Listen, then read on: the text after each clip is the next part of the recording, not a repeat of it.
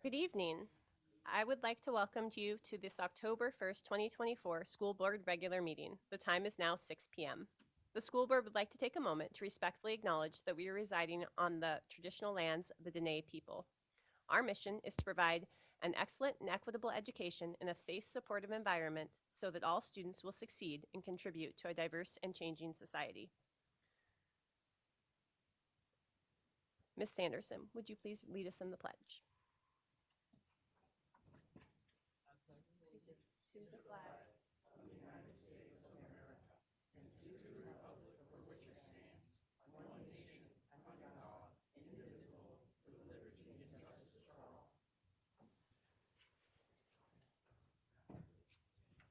Ms. Richardson, would you please call the roll? Miss Charlie. Here. Mr. Shannon is excused and Colonel Cole is excused. Colonel Foster. Here. Here. Here. Mr. Dorn. Here. Here. Maradi's on Zoom. Here. Anderson. Here. Here. Board has a quorum. Our next item on the agenda is the recognition of our ESP of the month. Mindy Marple, Salcha Elementary School Administrative Secretary, will be recognized as the ESP of the month for October 2024. Nicholas Hoy, Salcha Elementary School Principal, will make the presentation.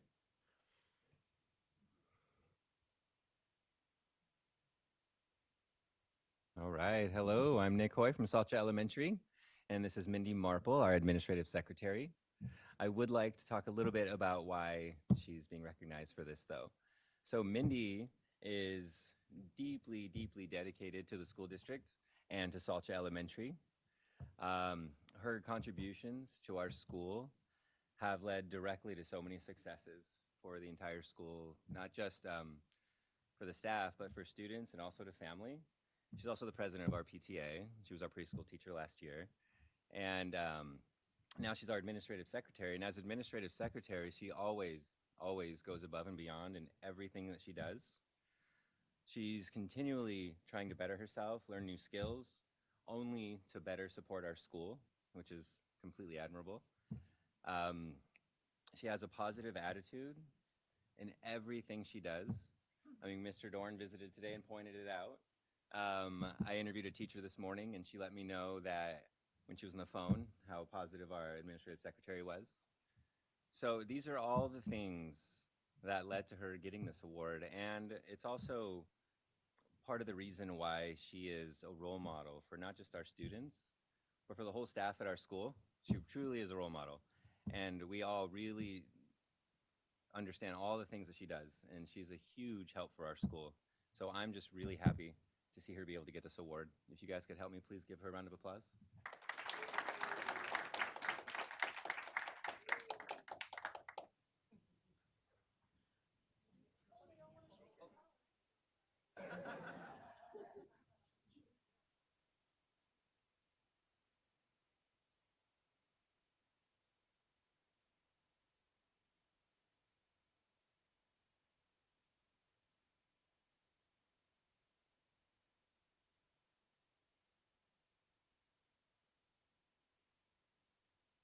The next item on our agenda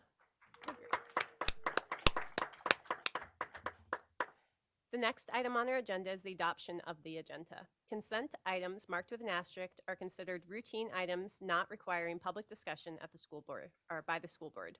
Until removed from the consent agenda, or unless removed from the consent agenda, asterisk items will be automatically approved when the agenda is adopted. Questions concerning these items should be directed to the administration before the meeting. May I have a motion? Move to adopt the agenda with consent items. Second. Is there any board discussion on this matter? Seeing none, Ms. Richardson, would you please call the vote? Colonel Foster. Yes. Charlie. Yes. Burnett. Yes. Maple. Yes.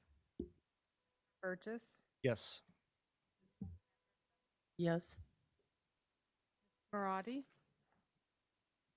Yes. Mr. Doran, Yes. Hardy. Yes. The next item on our agenda is public comment on reports and non-agenda items. During this section of the agenda, the school board welcomes public comment on non-agenda topics. This is an opportunity for community members to be heard. The board will note the topics, though no formal action will be taken. Topics may be referred to the administration for future research or future potential action. Board members will not respond to comments or questions made by the public. Concerned citizens should first discuss matters with the superintendent or designee. After the superintendent or designee has heard concerns, they may be brought to the board. Individual students and district personnel may not be discussed in public testimony. Please contact the district office to route concerns about individual students or district personnel through the appropriate channels. Members of the public will be given the opportunity to speak on agenda items at the time that the item is introduced for action and/or discussion. Once the agenda is published, testifiers should email or call the school board office by 4 p.m. on the day of the meeting to sign up for public testimony. Students who have signed up in advance or are in the room and wishing to testify will be called upon first, followed by members of the public who have signed up in advance in the order in which they have signed up. If time remains, anyone else in person will be invited to testify until the 1-hour time limit has been reached.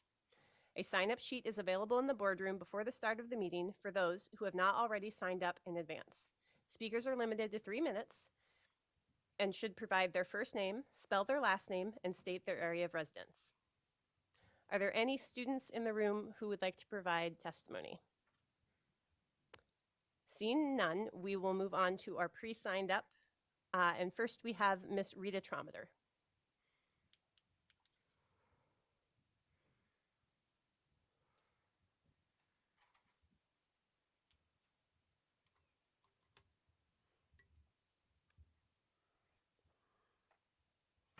Rita Trometer, Trometter, North Pole.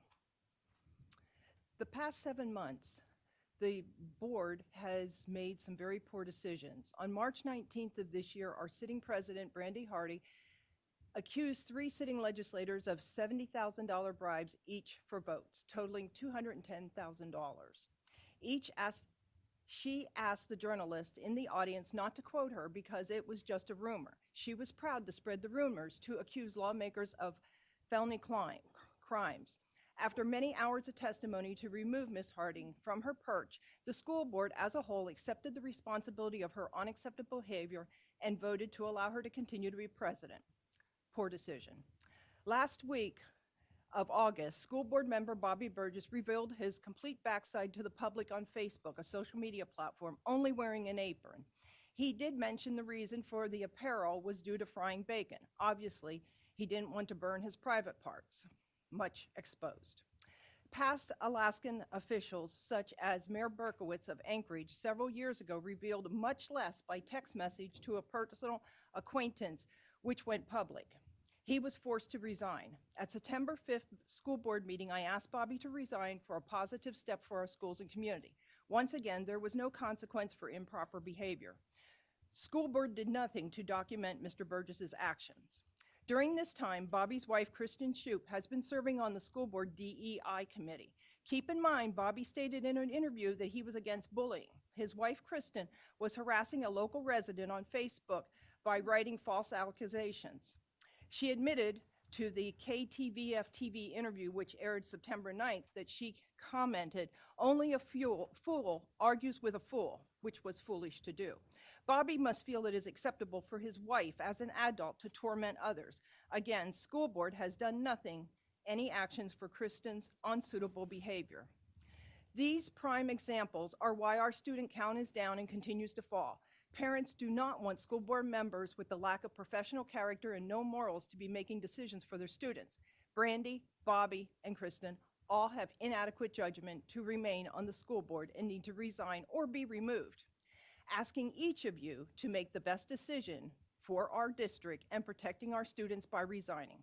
I am asking this school board to do your job and make individuals responsible for their actions. Thank you for your testimony. Next, we have Mara Berger.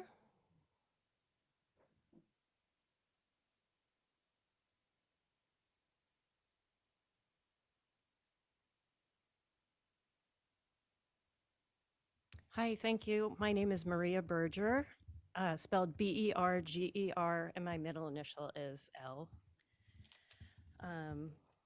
Thank you for the opportunity to speak tonight.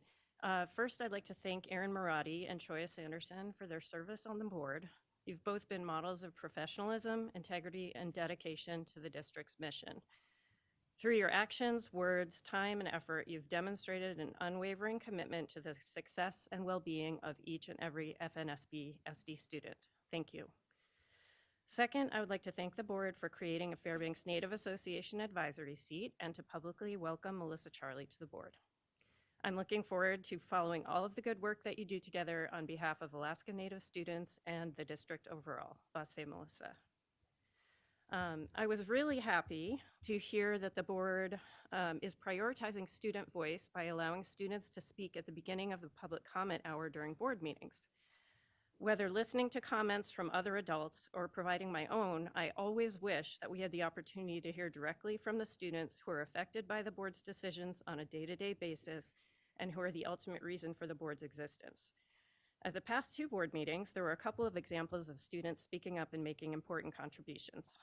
At the September 3rd meeting, I so appreciated Student Representative Inka Shannon sharing with the board that one reason that AK STAR assessment scores might not be as high as would be expected could be that most students don't take the assessment seriously because the results don't impact them directly. This was such an important insight, and it's probably not the first thing that tends to come up when a group of adults who are passionate about education are discussing how to improve test scores and how to allocate precious resources and efforts in order to do so. At the September 17th meeting, Bobby Burgess shared that the Curriculum Committee's student representative, Jeremiah Bales, suggested adding information about Narcan to the health curriculum, an idea that was well received and much appreciated by the other committee members. To me, these are both great examples of how actions empowering students to use their voices go beyond encouraging civic engagement and developing leadership skills. Student contributions have direct and strategic benefits to district planning and operations. Signaling that student voices are valued, valuable, and encouraged by allowing them to speak before others at school board meetings is a great move. Whether one is a student or not, it can be intimidating to speak publicly in a formal setting in front of an audience, especially if one is concerned about being judged or scorned by others present whose views and opinions differ from those being expressed. Well, I do hope to hear from more students at the school board meetings going forward. I also wondered if there might also be opportunities to hold board meetings in the schools from time to time. I was so impressed with the poise and confidence with which students spoke during the candidate forum held at West Valley last month. If students could be on their own turf and among familiar peers and staff, perhaps more of them would be inclined to speak up and share their great ideas and observations with the board and the community. Thank you to all of you. Thank you for your testimony, and I'm sorry I butchered your name so bad. I don't, it's fine. Next, we have Adia Cotter.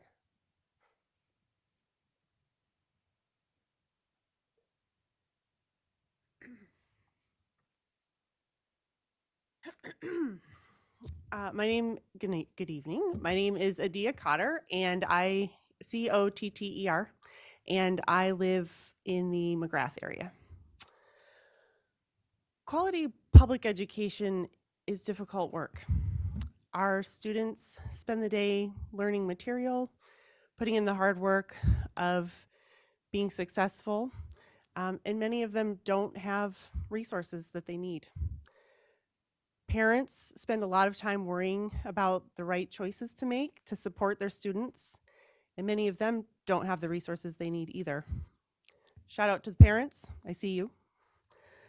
Our teachers, they put in the work of following policy, of trying to provide a quality learning environment, trying to keep the chaos to a minimum, and are affected by challenges that can derail the whole thing. It's very difficult work.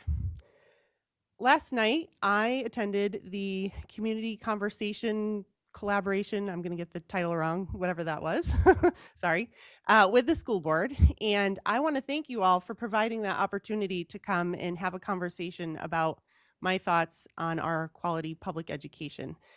It was a great way to ask questions. It was a very comfortable environment to feel like my voice was heard, and I really hope that you, going forward, that you provide those opportunities during the school year. I encourage all community members, parents, support, relatives, people who just have an investment in our quality public education to come and show up to these meetings and talk to our school board members.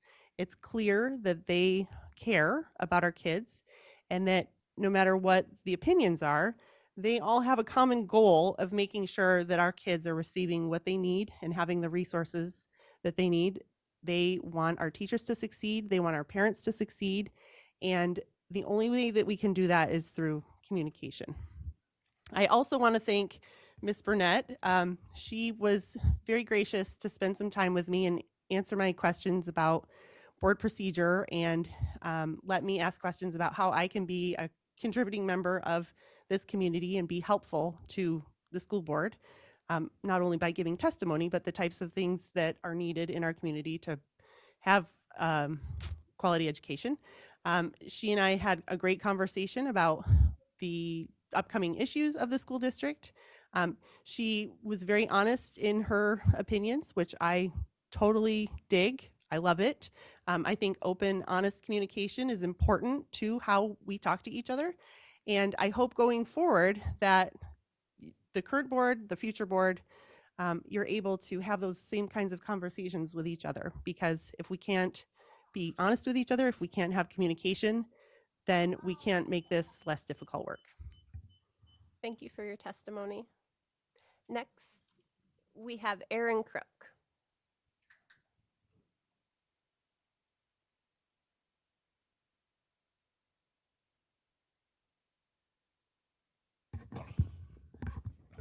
Thank you. My name is Aaron Crook, last name spelled C-R-O-O-K, and I live here in Fairbanks. Good evening. I want to take this moment to extend my heartfelt thank yous to Aaron Marotti and Shoya Sanderson for their dedicated service for the past 6 years on the Fairbanks North Shore Borough Board of Education. It's not always easy to serve in public office, and the commitment you both have shown to our community's children and families is truly commendable. While we may not have always agreed on every issue, I genuinely appreciate that we could always sit down and talk about those differences. It's that willingness to engage in thoughtful dialogue that truly strengthens our community and ensures that all voices are heard. Ms. Sanderson, your leadership as both clerk and president of the board has been invaluable. You've guided the board with grace, diligence, and fairness, and your presence will surely be missed. Ms. Marotti, your service as treasurer and as chair of the diversity committee has made a lasting impact. Your dedication to ensuring financial responsibility and fostering inclusivity within our schools is a legacy you can be proud of. As you both move on to new chapters in your lives, may God bless you and keep you on your journey to future endeavors. I'd like to leave you with a Bible verse that speaks to the heart of service from 1 Peter 4:10. Each of you should use whatever gift you have received to serve others as faithful stewards of God's grace in its various forms. Thank you both for your service. Thank you for your testimony. Next, we have Miss Danette Peterson.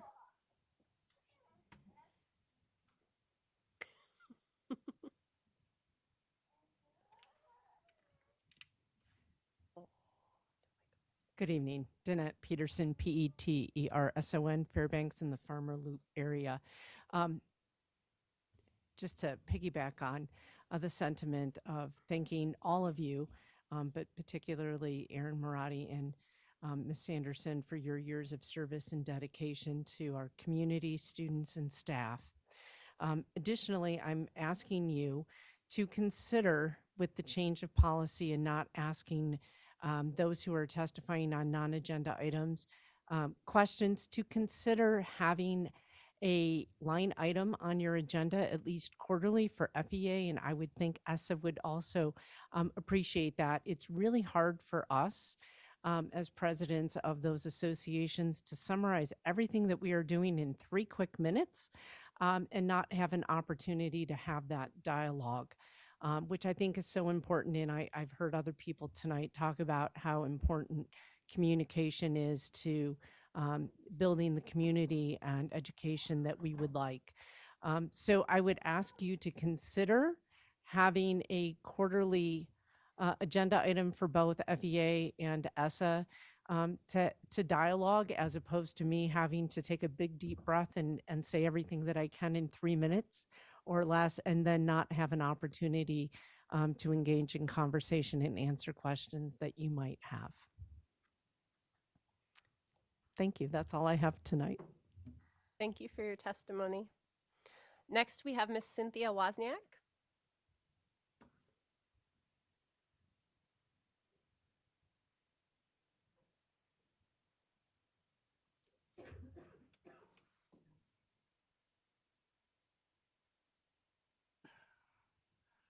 Good evening. My name's Cynthia Wozniak, Wozniak, 42-year Fairbanks resident. I'm here to share again historical biblical truths. We clearly have two kingdoms in our culture and world today, one being light, God/Jesus, and one being darkness, Satan, and the devil. If we are the light, what does that do? It cancels out the darkness. What does God, our Father, creator of heaven and earth, and all that is in them, call us to do and be? He calls us and commissions us to be the salt of the earth and the light, and to be imitators of him. James 4:7 says, be submitted to God and resist the devil, darkness, he will flee. The first part of the verse says to be submitted to him, not to darkness. As salt and light, we are his earthen vessels, his mouth/voice, hands and feet to preach the gospel, the good news, and to be Christ-like role models. Are we doing and being this, or are we sitting on both sides of the fence? We can't serve two masters, one or the other, trying to appease darkness and not hurt any people. Well, the truth is, if we are doing this, we are not helping them or ourselves. We are only helping and serving darkness with deception. We are not getting the person free in any way. In fact, we are working for the enemy, darkness, and not God. And then he will say, depart from me, I never knew you, and you clearly did not know me. God does not call us to a life of compromise, but a life of allegiance to him. We must target the darkness in our community and expose all the lies and cast them and all darkness out. A little bit of leaven spoils the whole lump. Are we giving life, direction, or are we giving darkness direction to the kids and others in the schools by allowing this dark agendas in the schools? I'm referring to LGBT, queer, all these contrary to God and our communities. I want to expose another long-time lie of this separation of church and state issue. There is no such thing when God Almighty Creator is the governing spirit over all nations. He is the governor. God is exposing this lie at this time with his truth and light. It's in his word, he says so, whether you believe it or not. So let me end with this short prayer over us all. Proverbs 8:1-2. Does not wisdom cry out and understanding lift up her voice? She takes her stand on the top of the hill, high hill, beside the way where the paths meet. Father, help us shake off the hypnotizing effects of our cultures, values, and listen to your wisdom. Give us courage to share with others who desperately need your truth. In Jesus' name, amen. Thank you for your testimony. Is there anyone else in the room wishing to provide public comment?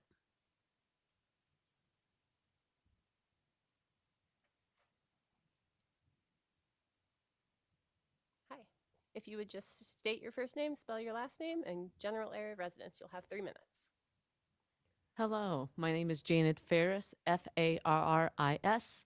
I'm from North Pole, and I am the Fort Wainwright School Liaison Officer. And my cohort, Ernest Kincaid, is sitting behind me. I am here to speak to you as a reminder of our Alaska Purple Star School Designation Award.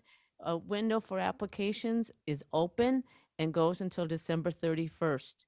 The Purple Star School Designation Award is in recognition of those schools who show outstanding support for military-connected students by providing their needs and improve their educational experiences and recognize schools that meet those needs.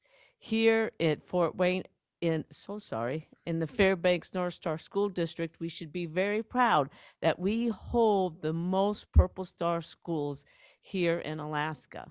With that being said, our first class of awardees, it's time for them to renew their applications.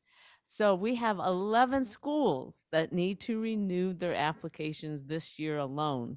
So I hope you will continue to support this wonderful program of supporting our military connected students, which in return support all students who transfer through school district and through states. Thank you so much.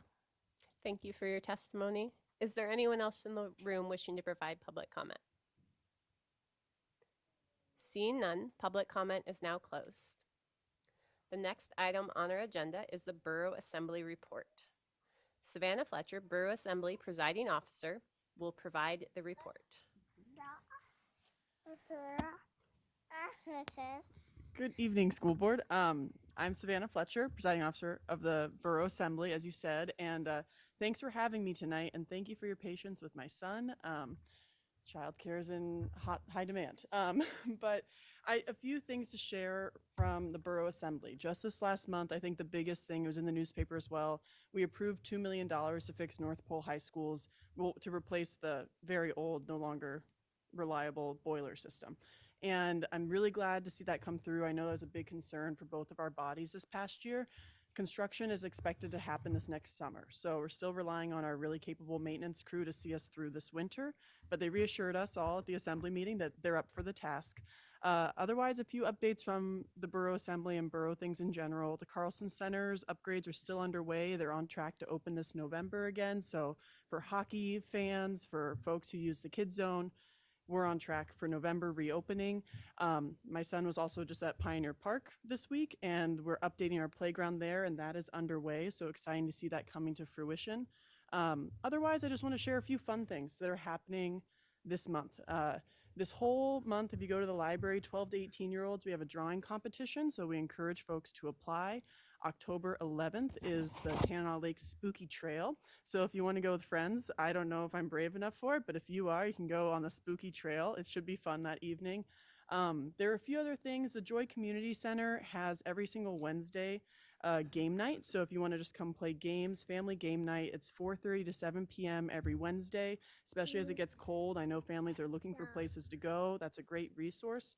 Also at Joy Community Center, we have sports games nights. So they're not as consistent a date, but if you go online for the family play nights, there are things like flag football, kickball, basketball, wiffle ball, capture the flag. So check out the schedule for that. We're really trying to make sure there are options for families and students, especially as it gets colder and darker. And otherwise, if you're listening right now and haven't voted yet today, our clerks are busy running our local election. You have until 8 p.m. So please stop what you're doing, go vote at your polling place. They're open till 8. And that's otherwise all that I have, unless there are any questions. Mr. Doran? Consider there's a question mark at the end of this. I just want to say that in terms of how the borough has used joy, keeping kids in joy in lots of ways and families, but I was really, really pleased. And maybe I'll make the question is, I had first seen the notice of the game nights, family activities, those types of things in the Latitude. Is that going to be a regular entry into that because these are happening basically every couple of weeks, a couple of times a month type of thing? My hope is so. That's the intention as far as I know, but I'll pass along the feedback that it's being positively received, so hopefully that will continue. Great, thank you. I'm sorry, if there aren't any more questions, I did have one other thing I failed to mention. Right ahead. Ms. Marati, I know you're on Zoom, and we got to thank you in person when you gave your last report as a school board representative to us. Thank you for your service. Choya, we didn't have the pleasure of having you to thank in person, but I know the entire assembly sends their appreciation for your service these years, so thank you. Since this will be my last time giving you all a report, I wanted to make sure I got a chance to say that. I don't think there's further comment, but I think I share the sentiment of the board that we also thank you for your years of service on the assembly and your leadership in our community. Thank you all. Thank you. Next, we have advisory members' reports and comments. Is there anything from Colonel Foster? That's okay. Ms. Charlie? That's okay. And we do not have a student rep tonight. So next, we have board committee reports. Are there any board members? Mr. Burgess? Thank you. Just a quick update. We haven't had another curriculum committee meeting, but I did want to know that the public comment for the art curriculum is open now through October 15th. We appreciate any comments from the public on that. Thank you. Mr. Doran? I was just going to report that the Budget Committee will be starting their work next Wednesday, the 9th. And we have several meetings yet this month and into November. So I really appreciate all of those who have volunteered to be on that committee, and just put on everyone's radar that budget discussions start now. Actually, in lots of ways, they started last spring when we finished the other budget. But the conversations are really, really important, and input throughout the coming months from the community is really critical to the board making decisions, the budget committee doing their deliberations, and giving their advice to the administration as that budget is prepared. So just want to have that on everybody's radar. And as I said, really appreciate all of those who have stepped up and volunteered to be on the committee. We are pretty much at a full committee, so we're ready to go. Not seeing any others, so we will move on to the president's report. It's pretty brief today. Ms. Fletcher took my first item. But today is the municipal election. Polls are open until 8 p.m. tonight, and if you cannot make it to your own polling location, you can vote a question ballot at any polling location. Please go vote. Local elections are so important, and your vote is your voice in what direction you want our community to move in over the next few years. And then next, we, as was talked about in public testimony, are doing collaborative conversations, although I really liked community conversations, and we might steal that. I think it's less of a mouthful. Yesterday, the school board hosted its first what we're calling collaborative conversations with the school board. The board wants to make it easier for our community to feel comfortable having conversations with the board members and its administration. While public testimony is an important aspect of our deliberative process, it doesn't always allow for the most meaningful dialogue and real understanding of different perspectives. As we continue to host these conversations throughout the year, we invite all community members to come and join us. We're hoping, right now we're having them in the boardroom, that we might be able to have them in other locations closer to people's homes or places of business. We're just starting and kind of building the airplane as we fly. This is an opportunity for you to share your questions, concerns, and even compliments with the board, allowing us to engage in constructive problem solving together. By working together, we can build a district that ensures that all students receive an excellent education in a safe and supportive environment. Are there any questions? Nope. With that, we will move to the superintendent's report. All right. Thank you, President Hardy. And I know Ms. Fletcher had to step out, but I do want to say thank you to her for her work on the assembly and her vast support for schools here in Fairbanks and around the state. It's been great to work with her in that capacity, and look forward to continuing our work together. Again, I'd like to thank the Assembly for the ordinance in support of our North Pole High failing boilers. That's going to be a great upgrade for North Pole and long overdue. And so we're hopeful that that construction will start next summer. And then also just thanks to the borough and Ms. Fletcher for her support of student programming or children programming in our community. It's great to see our borough and community partners to step up and provide such positive options for our kids here in Fairbanks. I'm always surprised by the amount of opportunities for our children. I can't think of a better place to raise small kids. It seems like every weekend we've got our calendar full of options and opportunities around town. And so thanks for the borough for stepping in and providing a real need for additional activities and sports opportunities there at Joy. I think that's a great use of that facility. A couple repeats from my last report. I wanted to highlight and make sure it's on everybody's radar. So that College and Career Fair is coming up. A big thanks to the University of Alaska Fairbanks for hosting our College and Career Fair and also paying for buses to transport our juniors and seniors from our local high schools to the Wood Center on Friday, October 13th. If you have a junior or senior that is in one of our schools, please encourage them to attend. It's a great opportunity to learn more about different colleges and universities around the country, as well as trade groups will be represented and military personnel. So lots of options and opportunities for our students and staff to hear what's out there and available for our students. If you're a parent of a kindergartner through third grade student, mark your calendars for November 2nd. We're hosting a mini conference for families on how to work with their students on home on improving their students' literacy and math skills.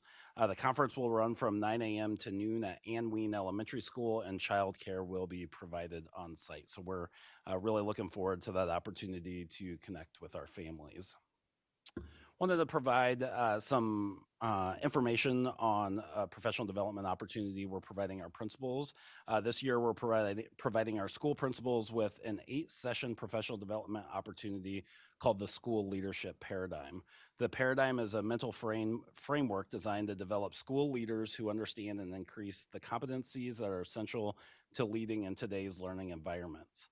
The School Leader Paradigm was developed through the efforts of the School Leader Collaborative, which is a consortium of 13 state principal associations who came together to develop a shared resource to develop, support, and retain high-quality school leaders.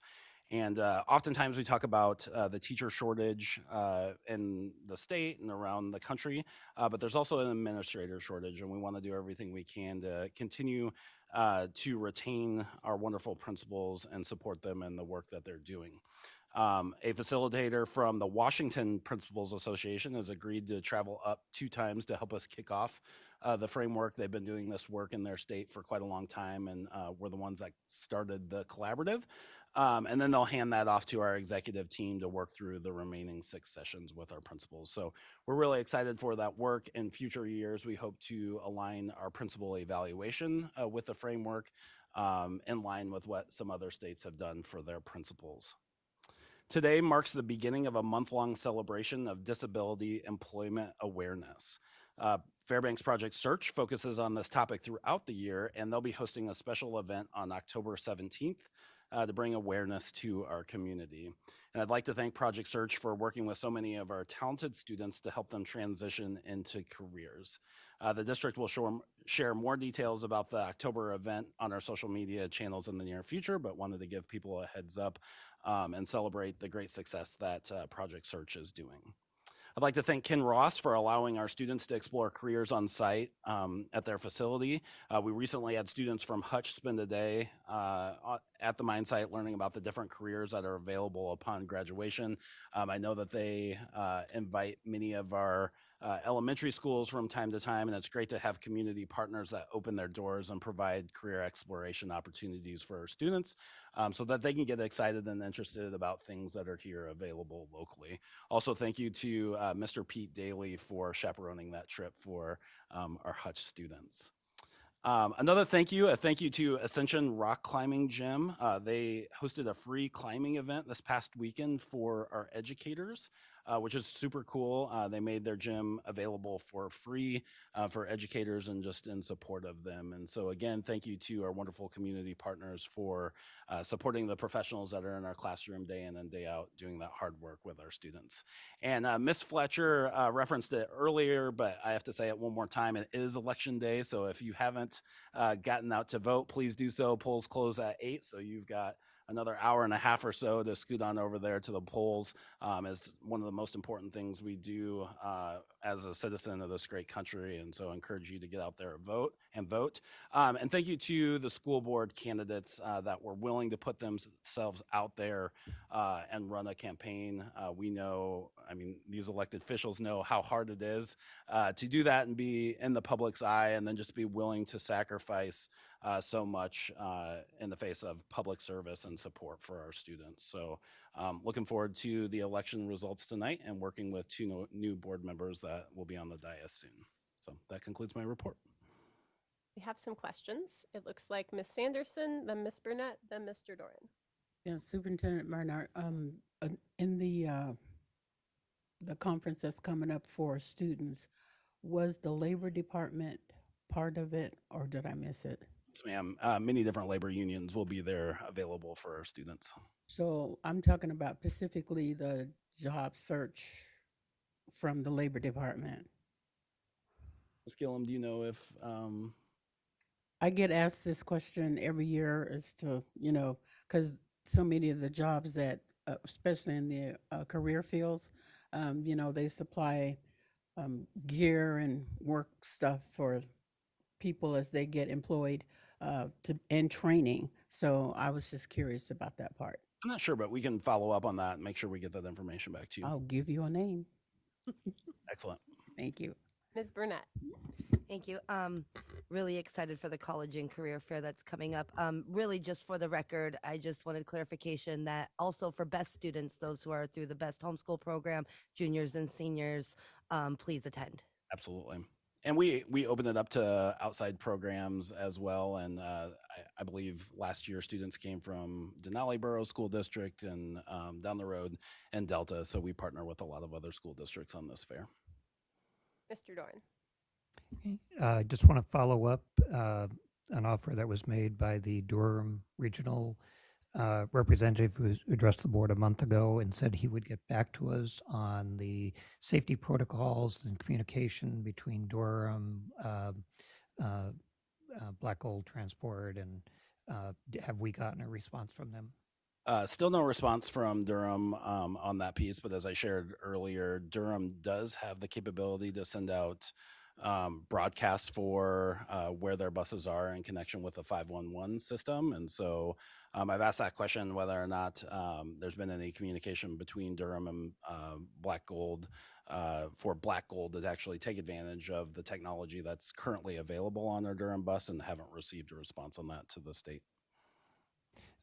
Maybe through the board president, expressing at least my disappointment in the non-responsiveness from the Durham regional level.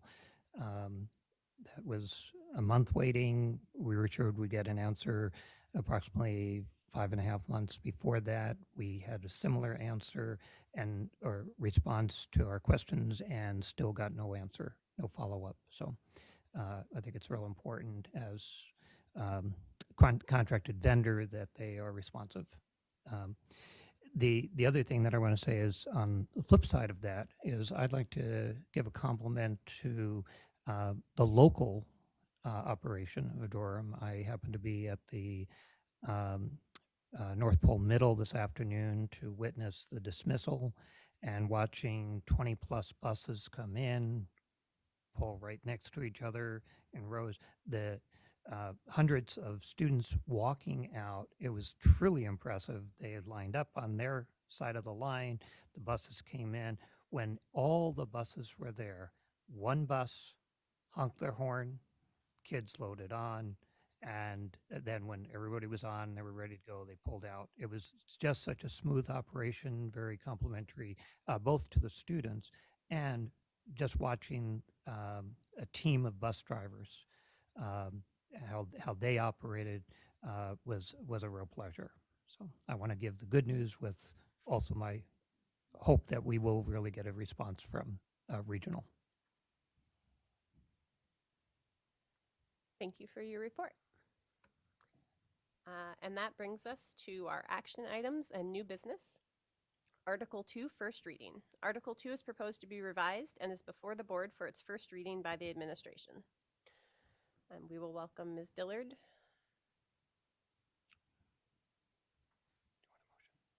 Yep. May I have a motion? Move to approve first reading, public hearing, and advancement to a second reading and vote of Article 2. Second. Go ahead. Good evening. This is Article 2, Administration. It aligns with our Article 3, General School Administration. So this article was reviewed a year ago in a work session, in an October work session, and then just last month. So it went through 2 work sessions and then lots of internal review and editing. With the adoption, hopefully, of this full article at second reading, it will replace most of our Chapter 3.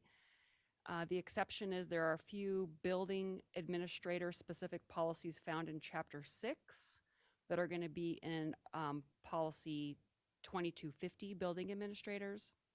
And then Chapter 3 policies will be archived except for a few personnel policies that will go into Article 4 when we get to Article 4. So similar to previous articles, we're going to see chapters and articles still living on our policy manual until we get everything migrated over. It's a nice short article, but I'm here to take questions. Or if, like we've done in the past, if you do have edits, there's no reason to do the formal motion process right now. We can handle some of those at this time too. Are there any board comments or edits? I'm not seeing any. Does that mean we're ready for a vote? All right. Oh wait, before we do that, is there any public comment on this item? Seeing none, public comment is now closed. Now, Ms. Richardson, would you please call the vote?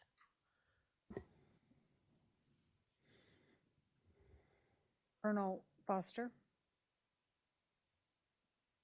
Yes. Miss Charlie, Yes. Mr. Dorn, Yes. Burnett, Yes. Maple, Yes. Mr. Burgess, Yes. Sanderson, Yes. Maradi, Yes. Mrs. Hardy. Yes. Motion carried. Thank you. Our next item on the agenda is our Strategic Communication Plan Report. Ms. Rebecca Herbie, Executive Director of Communications, will provide a Strategic Communication Plan Report. Information includes core opportunities for improvements identified by the INSPIR Audit Report and will be presented later this year. Good evening. Just a little closer. Let's see if I can get this to work.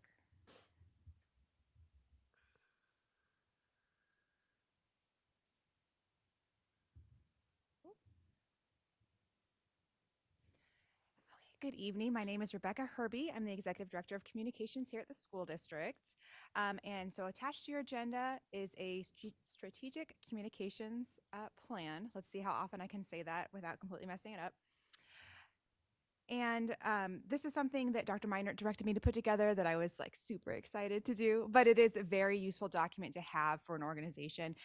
The one thing when you have a communication plan for an organization, it normally covers a number of years, like 3 to 5 years. You'll notice this specific communication plan only covers this year. That is because normally for an organization, it would be super tied to your strategic plan. And since we are now in a sort of transition year working on our new strategic plan, the idea is we have this plan, this communication plan to get us through this year. And then when we have finalized our new strategic plan, there will be a communication plan created tied to that strategic plan that will run us 3 to 5 years essentially. So I just wanted to acknowledge that this is sort of a baby strategic communication plan. They would normally be a bit more robust. So without having sort of the strategic plan to build this communication plan around, for this year, obviously used the goals that have been set for the district by Dr. Minert and our leadership team, the goals around literacy, family engagement, and growth for all. I know that will be familiar to you all. The other piece that that tied into this was we did have a communication audit by the National School Public Relations Association, and they had some recommendations for ways we could grow as a district in our communications. And so this is something I think will tie a lot more in when we have that more robust plan that covers multiple years, because generally these recommendations they give are not meant to be all done in 1 year. They're meant to happen, like you pick 1 or 2 to do every year and you do them over like 5 years. But I wanted to point out there are a few things we are already working on or doing. For example, one recommendation was that standardized parent communication practices. We have Parent Square. There's more we can continue to do to standardize across our schools, but that is something that's already in motion. it was their recommendation that we have more strategic communication plans. And so that is obviously something we are now working on, and we'll have another one once we have our strategic plan finalized. And there's things that these recommendations are being paying attention to, and we're already working to incorporate them this year, but there'll be more detailed sort of planning around them when we have our larger plan, essentially. But those are the two kind of key things that came into building this plan. One thing that's important to identify when you are communicating is who are you communicating with? Who are your audiences? So our key audiences that are detailed more in the actual report, but we have our internal audiences, which are our staff and our school board. We have our external audiences, which are our family and our students, and then that includes alumni. And obviously, our family and our students are very important stakeholders. It's who we're most often communicating with. So that's a very important group. And then we have our community stakeholders in our borough. And so I listed out by no means an exhaustive list in the report, but examples of that are prospective employees, elected officials, our community partners, our business partners, the borough residents, volunteers, and like our higher education institutions such as UAF. So these are all audiences that we communicate with throughout the year.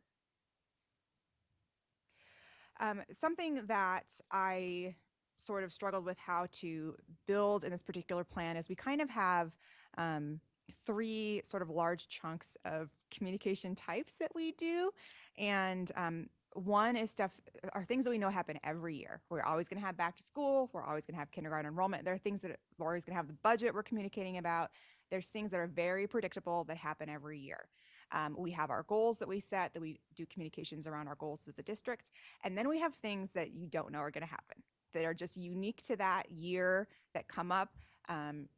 The healthcare and negotiations with our unions is an example of we didn't know that was going to happen, and it was something that we had to do a lot of communication around. And there's stuff like that that happens every school year. Sometimes it's just immediate and it's only for a few weeks. Other times it's just for that school year. Crisis communication falls into that. It's just that's those sort of things that just happen and you just have to respond to them. But I wanted to identify that there is a structure to how we approach our communication, whether it's something we knew months ahead of time was going to be going on, or something that I just had someone pop in my office and let me know there's something we need to communicate about right now. There is a structure to that. So the main things we look at is identifying who do we need to communicate with, more narrowly than just maybe staff, but is it a specific subgroup of staff? Is it a specific classroom at a school? Like, we have to identify who we're communicating with. We need to get an idea of when do these people need to be communicated with. Is it immediately? They need to be getting a phone call right now because something's happening. Is it something that's happening a month from now? So we need to plan out multiple touch points. That when is an important piece. That the who we're communicating with, the when, that all influences how we deliver the message, what platforms we're using. Is it a text? Is it a phone call? Is it an email? Is it something set home, like a physical piece of paper? Is it on social media? Those are all ways, there are lots of ways we can get our messages out, and that is influenced by who we're trying to reach. The what obviously is very important. What information are we trying to share? Often, there is a ton of information and we're having to funnel it down to just what is really important for people to know, because people only have so much time in the day and attention to give you. So you want to be getting them the most important information as quickly and clearly as possible. So that can definitely be a challenge at times, like taking a huge amount of information that can sometimes be very technical and making it so that anyone can easily understand it. While still staying very transparent, like not trying to keep things from people. And the one thing that I've really tried to push here at the district is always including the why of the messaging. So that's something that's really easy to overlook, but it can degrade trust when people don't know the why behind why decisions are being made, the why is it important that I know this. People care when they know how it impacts them, right? When they know how it's going to impact their kids. So that always incorporating in communications the why this is important to you. You should care about this because this is how it's going to impact you. This is how it's going to impact your student, your school, etc. So that's something we're always working on as a district. as incorporating that why when we're talking to staff, when we're talking to our families, students, the community. So no matter what we communicate, those are all considerations that go into it. The next sort of more structured piece I had in the report was sort of these things that we know are going to happen every year. That's super predictable. I just broke it out by there's things we do in the summer. We have some things we do all year round. And then we have I just broke it down by quarter because I didn't want to have a bunch of months basically. But just a high level look. There's probably things I forgot about on this list, but I just want to give you an idea of sort of these are structured things we know are going to happen that we communicate and support from my department. And I just had listed out some things on here. Then I included in this report breaking down by looking at our key objectives, those goals we have for this school year for our district. So this is going to be a little bit more granular. And these are things specifically that the communications department is involved in. So there's more communication than just this happening around these goals. But some of it is it's happening at the classroom level, it's happening at the school level, and it's not coming from my department. So example for family engagement, continuing to encourage that Parent Square adoption. We have our different tool that's going to be done over email, social media. Our main audiences for that are families, staff.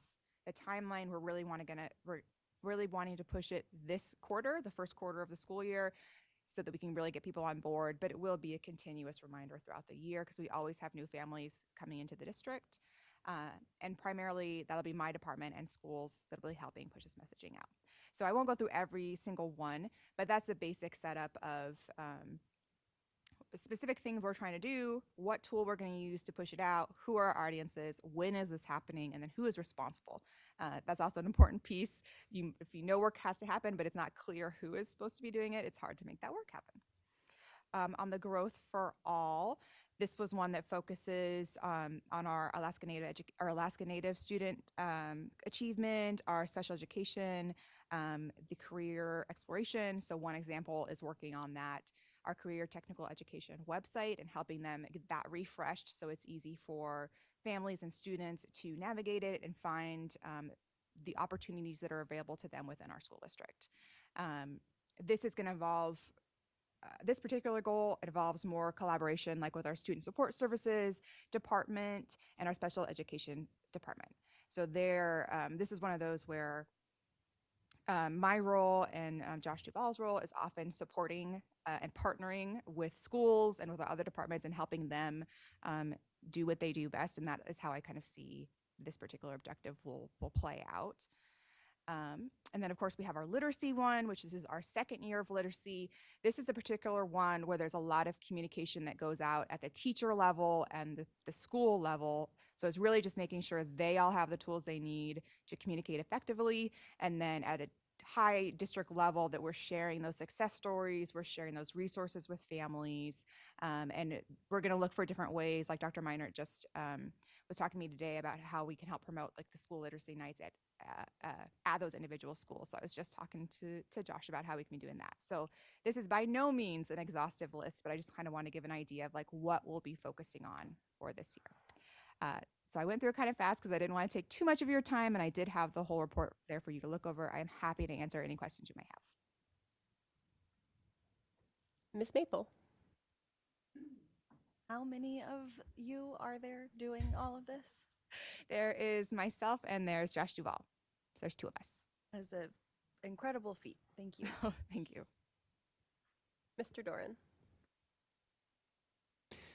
Really want to also express my appreciation to you and Josh for putting this together, because I think it's extremely important. A lot of effort was into the audit last year, and you're taking that and saying, okay, now what do we do with it? Yes. And not something that's just sits on the wall. I think it's an example of what we want out of our district-wide strategic planning. You're helping to model that it's not a binder on the shelf, but it's an action piece. I was just going to request that perhaps your PowerPoint could be added to the agenda, so when I know we have a lot of people who go back and watch our meetings, and so it would be good for them to be able to access that We can definitely do that. I wasn't sure. Ms. Charlie. Thank you for that. I was just looking at your slide on page 8, talking about the Alaska Native population and the communication styles is a lot of through the website, social media, email, video. I just want to relay that there's a lot of grandparents raising their grandchildren who are not tech savvy. There's families who don't have access to internet. And so I just wanted to throw that out there so that we're all mindful of that. I appreciate that feedback, and that's definitely something where we would partner really closely with our student support services, who are, who work with those families on a regular basis and know the best ways to reach out, so that we can most effectively reach everyone and give everyone a chance to engage. With that, just one comment, in one of the positive changes I've seen just from NSPRA, this, as a parent, the switch to Parent Square has been so beneficial in my own children's lives, and just the teachers. They can so easily with that platform ask for volunteers, ask for donations, and it's all in one place. It's been game changing for my own family, and I'm hoping other families in the district are feeling that too. But I know that came out of the NSPRA audit and this. So thank you. And I have to give Miss Sarah Gillum a shout out if we're ever messaging Parent Square, because she was the rock star that really championed that and helped get it pushed out. Did a lot to get it pushed out, and so she is a huge reason that's been so successful. Thank you, Sarah. I mean, just even our clubs, they can make their own pages. It's so nice to have everything in one place. Just great. Thank you so much. Thank you. Moving on. Oh, sorry. Did I miss Dr. Minert? You I'm guys sorry, have I'm to be way, more. way at go the like end. this. I just wanted to comment on Miss Charlie's recommendation. It is something that came out of the NSPRA audit to do more physical mailings. And that's something that we're exploring how to do in a tough financial situation.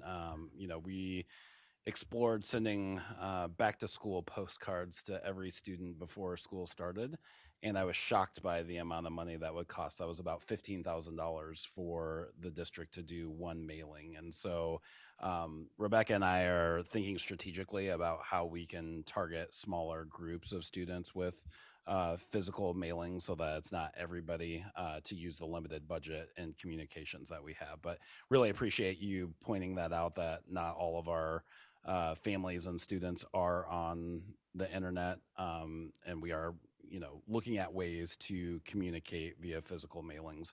One example of that this year that I hope will be a bright spot is physical mailings of report cards for our credit deficient students at the high school level. We feel like in the past that some families might have been surprised by their student progress, and we never want that to happen. And we also want families to be equipped with knowing the different credit recovery options that are available for our students. So that'll be happening this school year, and one example of the way that we're trying to do more physical mailings for folks. The next item on our agenda is the Resolution 2025-07, Support for Lights On After School. 21st Century Community Learning Centers after school programs has been celebrating Lights On with communities across the nation for over 20 years. Lights On After School is a national and local celebration of after school programs on October 24th, 2024 that promotes the critical importance of quality after school and summer learning programs in the lives of children and families and our community. This event is sponsored by the After School Alliance and draws attention to the programs available, as well as the need for more programs. This resolution calls on leaders of the district and community to build awareness of the need for students to have access to safe, friendly places at school where the lights are both on after school and during the summer, and support for Lights On After School. And we are going to get to welcome Miss Lindsay Weaver, the Director of 21st Century Community Learning Center Programs, and Miss Leah Hood, the Lead After School Program Coordinator, up to read the resolution and anything else you might want to add.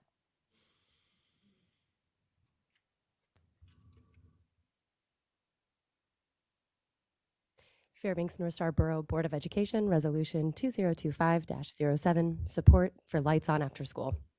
Whereas the members of the Fairbanks North Star Borough Board of Education stand firmly committed to the school district's 21st Century Community Learning Center's quality after school and summer learning programs, because these programs are key in assisting our students become successful adults by providing a safe, challenging, and engaging learning experience for our students to develop their social, emotional, physical, critical thinking, and academic skills, developing skills for academic and personal improvement and success among our youth,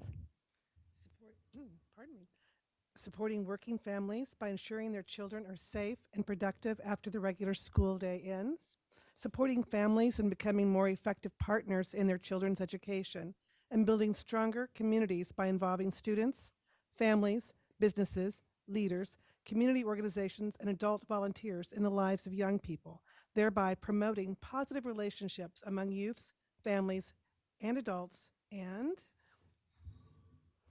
whereas our 21st Century Community Learning Center programs have provided significant leadership in the area of community involvement in the education and the well-being of our youth, grounded in the principle that quality after-school programs are key to helping our children become successful adults, and whereas Lights On After School is a national celebration of after-school programs on October 24th, 2024, that promotes the critical importance of quality after-school programs in the lives of our children, their families, and our communities, and whereas many after-school programs across the country are facing funding shortfalls so severe they are forced to close their doors.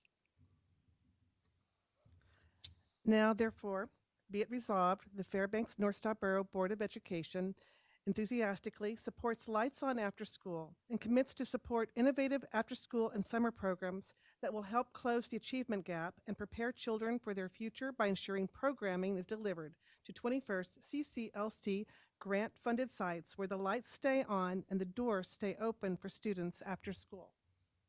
And be it further resolved, the Fairbanks North Star Borough Board of Education does hereby proclaim October 24th, 2024 as Lights On After School Day in the Fairbanks North Star Borough School District, and calls on the leaders of the school district and the Fairbanks North Star Borough to bring awareness to the need for students to have access to safe, friendly place where the lights are on after school and during the summer, and to support 21st Century Community Learning Center's after-school programs. Thank you. Is there any questions or discussion? Nope. Mr. Doran.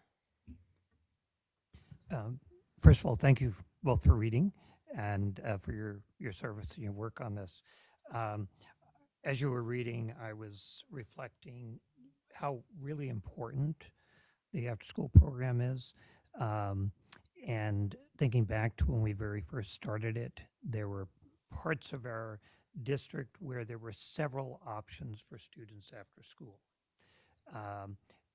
But there were pockets throughout our borough and our district where there weren't those services. So the schools that started with the after-school program became really important for students in their neighborhoods and their areas. But as I've watched this now over the years, I think the importance has grown, not because this has supplanted those programs, but because many of those programs have gone away. They ran out of funding, or they ran out of staff support, et cetera. And we do know that there's a real shortage for childcare in our community and throughout the state. And so I just wanted to underscore how important this is. It stands on its own because of the academic complementarity that it provides, as well as enrichment for kids, but because it is really, truly a need within our community that this is reaching out to and for those families and children. So thank you for all the efforts and for the greater after-school program team. Miss Anderson. Yeah, I'd just like to thank you guys for the program and for the dedication and work. I remember at Hunter School, the impact, if I think of the school, that this program particularly has had the greatest, I feel, impact in the community. That was a school where parents didn't trust schools, didn't like the relationship was not as cordial. And over the years, we have seen, of course, through Billy's work and the different administrators that have been a part of it, make a total change in the community school. The importance of having that after school connection, the family connection. I've seen where there have been generations, sometimes 3 generations of families sitting at the table, eating the harvest meal. And it's a direct impact of something that was developed and sought after that has made a big impact in our community. And I wish we could expand it to other schools. Of course, I always say we need one in North Pole because that's where I'm from. But anyway, thank you so much for all your work you've done and the impact of the lives of students and families. And I guess just to echo Ms. Anderson, I was a teacher at Hunter, and actually Billy recruited me to participate in the after-school program. And so I know firsthand, not just only for my 5th graders, but for all of them, how important it was, both the balance of academics where they have that time to do homework and get, you often are employing certified teachers to run those programs, and then also the enrichment.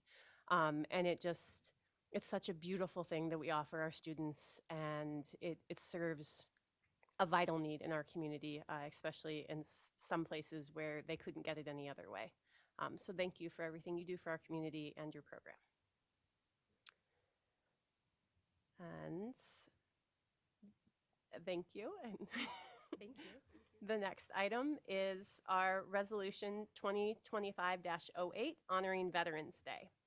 Resolution 2025-08 recognizes Veterans Day on the 11th day of November and calls for educators, students, parents, and community members to honor it and the special men and women who have served our community with lessons, guest speakers, displays, lectures, and other activities throughout the district and community.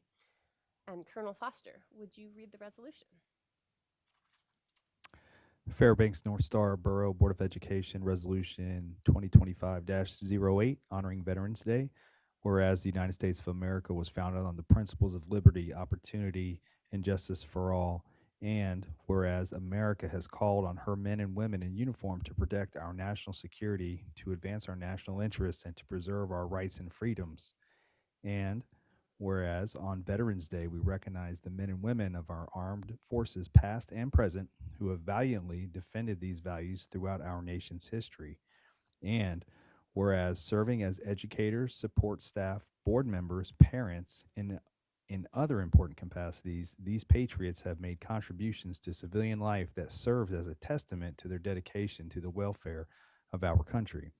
And whereas on Veterans Day, we also remember and pay tribute to the millions of patriots whose courage and sacrifice have defended and secured our freedom around the globe.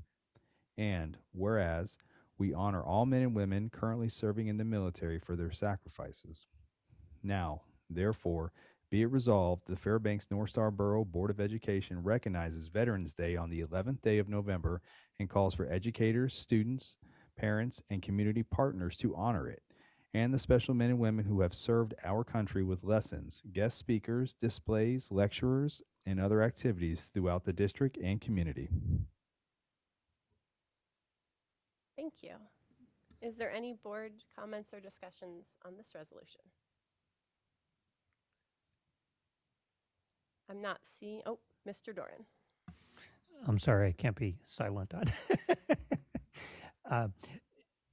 Just because, in terms of this is timely, and having been on, had the opportunity to go out to Fort Eielson, Eielson Air Force Base today, and I was sharing with Colonel Foster the welcome atmosphere, the way the people greeted myself and others as they came in to get a visitor pass to go out onto base. It says a lot for the culture of the military community, and I'm always reminded when we come around to this is the number of parents when I was a principal who would come to school to have lunch with their kids, who had been deployed and gone, and they came to see their kids as one of the first things. But it wasn't just their child. It was all the children in the class. And their support, their presence, role modeling, I think is all supported by this resolution. I'm really glad that we passed it.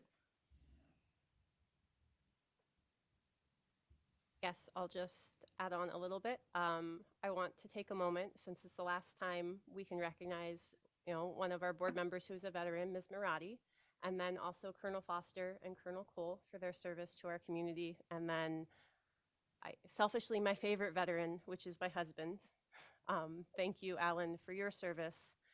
As a military spouse, I can see every day the sacrifices that our service members make, and not just them, but their families.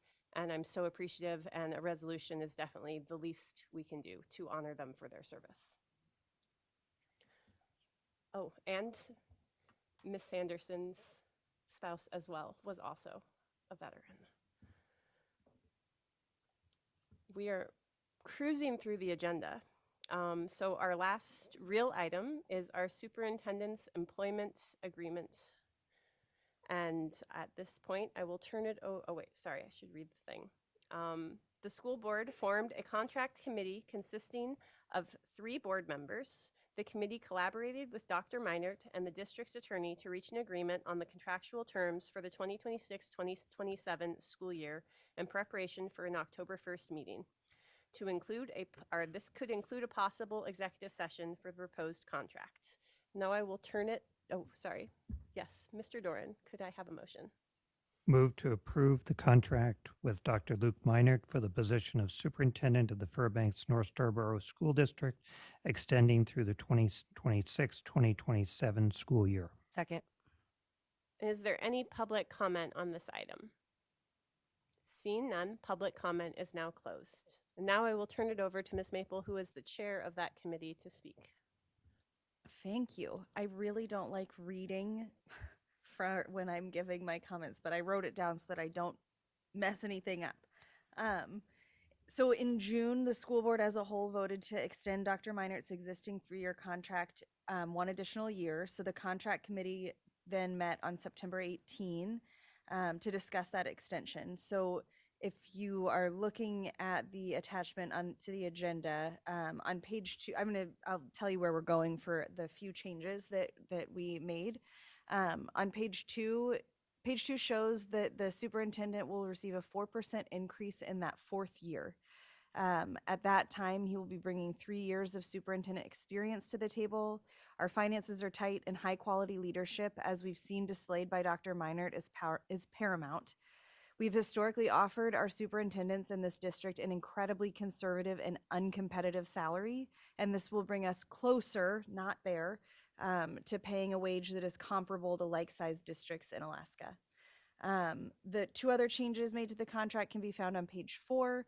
One includes reimbursement for a portion of Dr. Meinert's cell phone bill. He is eligible for a phone provided by the district, but has opted to just use his personal phone. So it's fair to offset that expense, which ultimately is a lower cost than the provision of a work phone. Additionally, his travel reimbursement will change to a flat monthly amount in lieu of mileage reimbursement. Based on mileage reimbursement to date, this change of method will not cost the district any additional funds, and it will reduce the administrative burden, especially as Dr. Meinert has made it a point to be regularly present in all of our district buildings. So it is a lot of administrative work on reporting the mileage. And then the last change is on page 5. We updated the contract to entitle the superintendent to 18 months compensation, which was increased from 15 months. Should the contract be terminated without cause. This is in keeping with other superintendent contracts throughout the state. So this was just getting us at the same place as our peers. So those are the changes that we saw fit to make based off of all of our conversations. This has been sent to the attorney and back, and that 4-year increase, we want to recognize Dr. Meinert's work. So yeah. That's what I've got. If there's any questions for what our committee, I guess that would be, is that right? Mm-hmm. Are there any questions or comments? Seeing none, Ms. Richardson, would you please call the vote? Oh, yes, go ahead, Ms. Maple. I wanted to acknowledge that committee was myself, Mr. Dorn, and Miss Burnett, and it was a new process for me. I hadn't been involved in that sort of a committee yet, and it was a really awesome process, and we got to work really well together collaboratively and with Dr. Meinert. And so thanks to both of you for doing that with me and introducing me to it. And also thank you to Ms. Burnett and Mr. Doran. They were a part of the original contract negotiating committee, so we carried on with the work. Now, Ms. Richardson, would you please call the vote? Miss Charlie, Yes. Colonel Foster, Yes. Miss Marotti,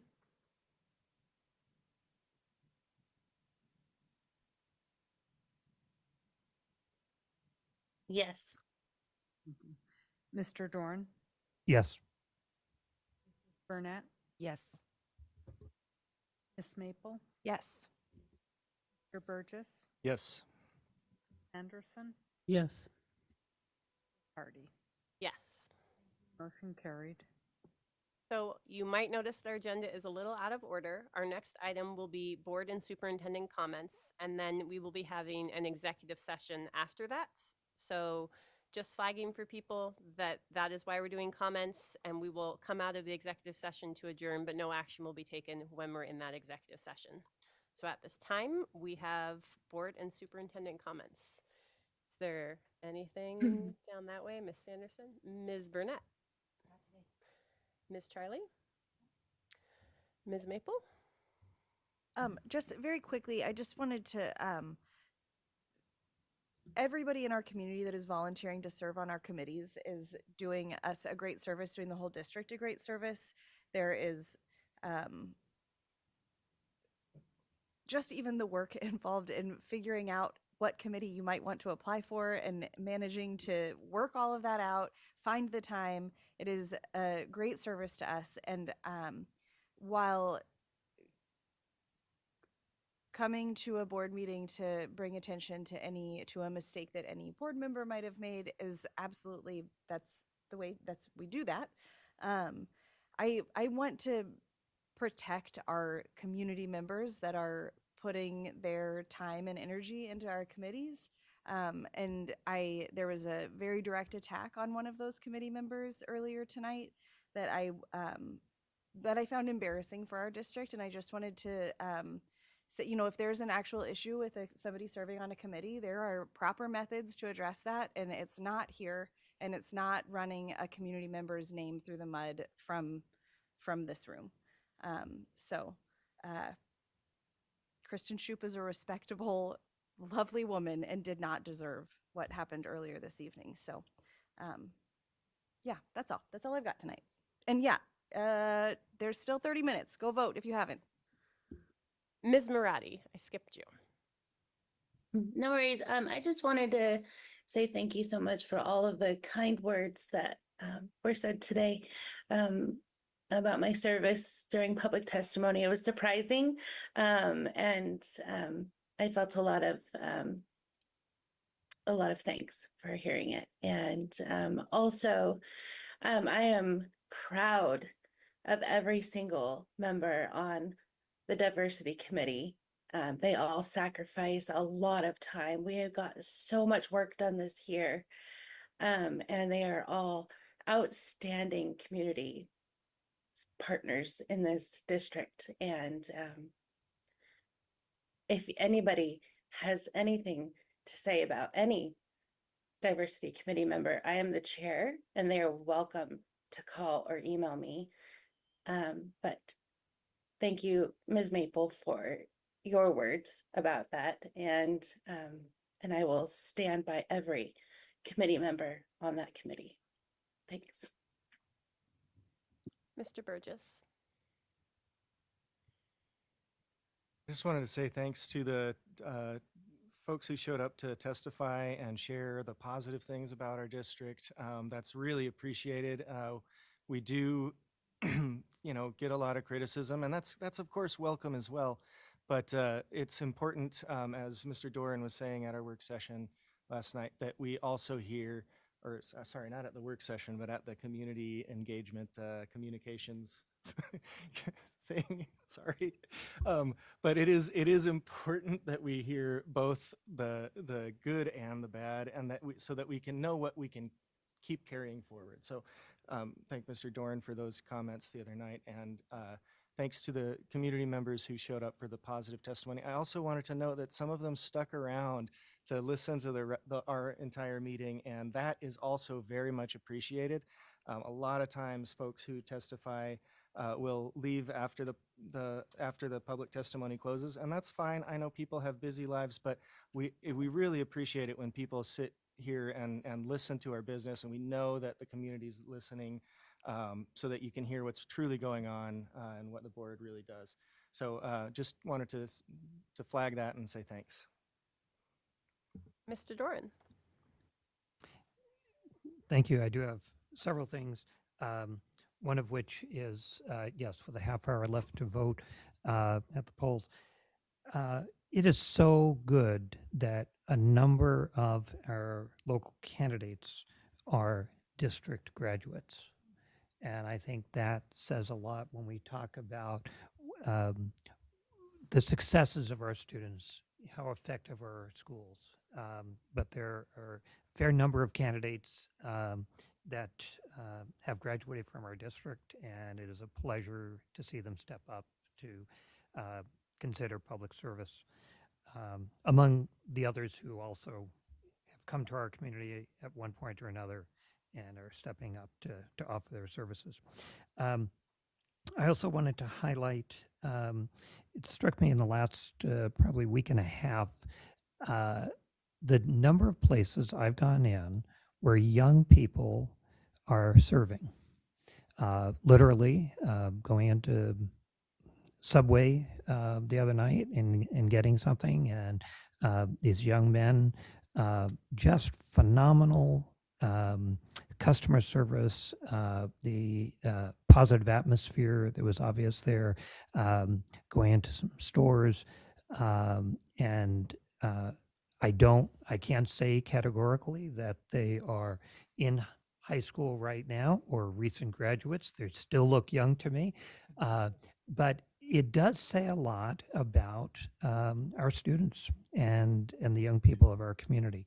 And so again, it's one of those things that we often talk about, the hard skills, but there's the soft skills.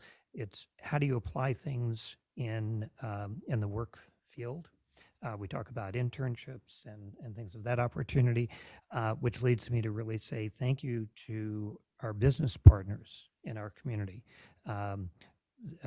Those that are nonprofits, those who are profit businesses, but they're giving our young people opportunities.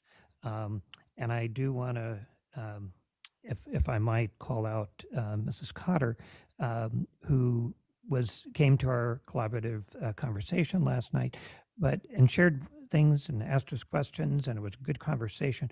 But one of the things that really stood out to me in relation to this, and again, our students, is that she had a chance to work with 3 of our high school students this summer, young high school students, and said they rocked it. Okay, there were things they needed to learn about customer service, about organizational operations and stuff. And that to me is an example of how our businesses and employers in town really are important to us as educators. They are part of the education system because they're giving our students a chance to learn. And there are a lot of different businesses that do that. So, but I was just really impressed with those young people this past week.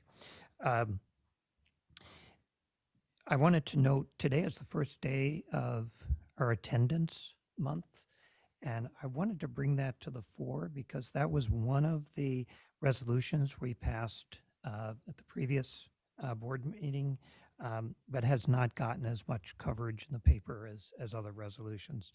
But I think last year was the first time we did that resolution. It is one of the priorities that Dr. Meinert has put forward for the district. And we saw a growth in that attendance for last year. And as I visited schools today, several principals made a specific comment, and especially at the secondary level, both those schools, talking about the good attendance from the students. They see that it is up, and they're working at it as staff and making sure that they're welcoming there, and the kids really want to come to school. There's a lot of work behind that, but we want to keep in mind that that's also a very, very important resolution, and this is the first day of that month. Every month, kids should be in school, but we want to put a special emphasis on that. And with those school visits, I want to thank, and each time I get to go, I leave with my thinking provoked. The sharing from the principals and from the staff that pushes my thinking a little bit more, helps inform it. That helps, and I want to thank, and I know other board members have experienced this too, but I want to thank those school staffs for taking the time with us as board members to help educate us about what's happening on the front line, but also to give us things to think about. And I get pushed professionally every time, so I appreciate that. And lastly, I've really been kind of mulling as we go into strategic planning, as think about things, go around, I really want to encourage the community to really engage, and we'll have ongoing opportunities specific to the strategic plan, besides the collaborative conversations, but to give us ideas. What would you like to see for our children? What would you like that to be? And I'd encourage us to think out of the box. Okay, is it K-8s? Is it, what's our desirable PTR? Should that be 22 at elementary, 25 at high school? And I'm just pulling things out of innovation schools to provide those opportunities. But what is it that we as a community would like to see for our students? And then how do we best serve that? It may not be something immediate. Part of the great things of strategic planning is looking ahead. It's from today and where we would like to be in 5 or 10 years from now. So I just really want to encourage people to, all ideas are worth it putting on the table. And I just want to encourage that. Again, keep us thinking, provoke our thinking, and then, the big challenge then, we have staffing, financial, facility, different resources that support that, but what's the big picture that you would like to have? And I've enjoyed kind of bouncing ideas in my head about this, and I just want to encourage you to enjoy that as well and share it with us. Mine will be very brief. I just want to thank the board and the administration for all their hard work over the past few weeks and this meeting. And just remind everybody one more time, since we are on the radio, if you haven't voted yet, go vote. You have about 30 minutes. With that, we will move into the executive session. Board members' discussion with superintendent and district legal counsel on confidential matters or pending litigation. May I have a motion? Move to convene an executive session with the superintendent and district legal counsel to discuss confidential legal matters or pending litigation. Second. We are in executive session.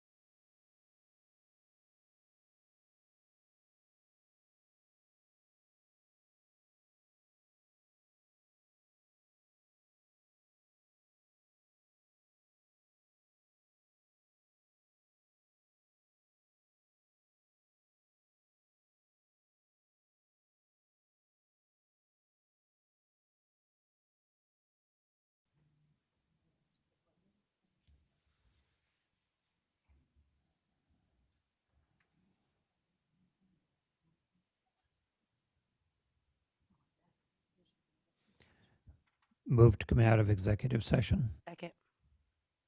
We are out of executive session. No action was taken by the board while we were in executive session.